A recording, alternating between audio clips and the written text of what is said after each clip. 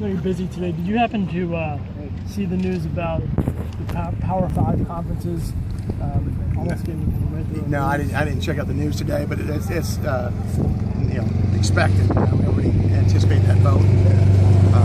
It's kind of the direction of college football now. Those guys are going to be able to do what they want to do. What do you think it means for you guys?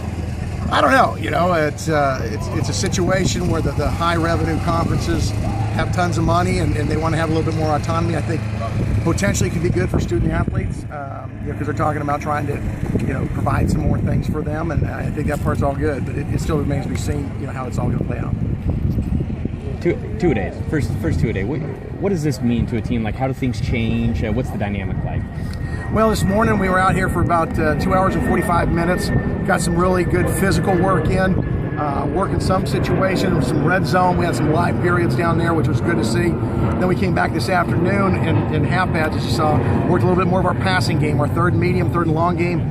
We finished up with a 2-minute drill. So we did a lot of situational work. We can't get enough of that between now and our first game, but it's good for our guys to rehearse all those situations because.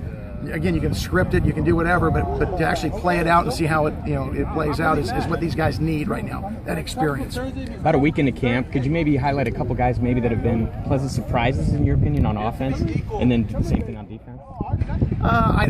It's still really early, and I don't know if they're surprises, but Miles Carr is kind of flashed as an H receiver for us. He's done some good things. LaKendrick Williams, from Texas A&M. And again, we knew about those guys' athleticism, but they flashed. They've done some things to get guys' attention. Defensively, I think we've got some young linebackers, both outside and inside, that run around pretty good. So. I hate to say because we may end up redshirting those guys, but we're excited about the talent that we've got in here right now. What do you hope to find out about your team on Saturday in that scrimmage? I mean, what do you look forward to as a coach that first time that you guys get out here and actually go live? Well, again, you piecemeal situations the way we're doing it now. Now you put it all together, and we'll have coaches off the field and see, when guys got to do it on their own, with the lights on, can you make those plays?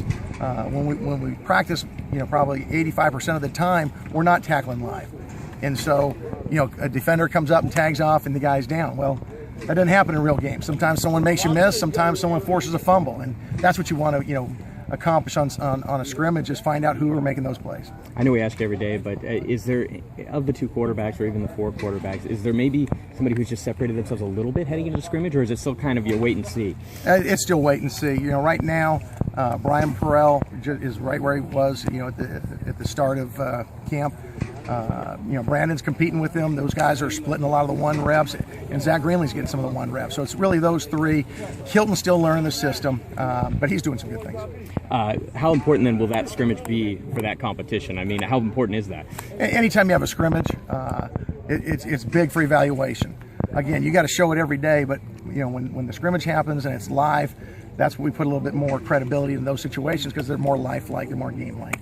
One question about Sean Alston getting back out here as a coach. I know Robert asked you about it. Talk to him a little bit about him as a character guy and why he makes a good coach, good student assistant at this point. Well, I mean, this game and this team is extremely important to Sean. Our guys saw that last summer when he thought there still might have been a chance for him to play. He's out here in the grueling summer heat going through every workout. So even though he couldn't do it at the level that he was able to before, he was an inspiration to his teammates that, hey, if that guy's doing it, certainly I can.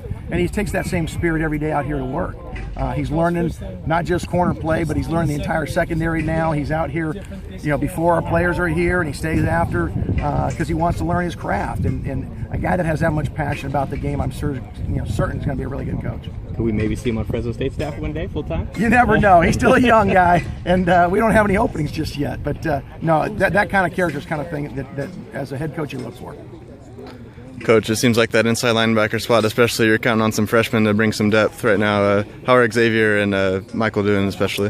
They're both doing really well. There's a lot of learning, and they'll flash at times. We see that talent. But at the same time, we're installing every day, and it's starting to be a little bit of a burden on them. They'll get it, though. They look around and they see some of the older guys, and they just do it like it's natural. They're not quite at that point yet. So we like the athleticism. We like the work ethic out of them. Probably early in the season anyways, be seeing them more in special teams roles. But both those guys got a chance to play for us this fall. How soon do you start dwindling down the reps to just the first and second teams? And We'll still be in this kind of a mode probably for another week or so, maybe a week and a half. But after a week from Saturday scrimmage, we're definitely going just ones and twos. Okay, thank you.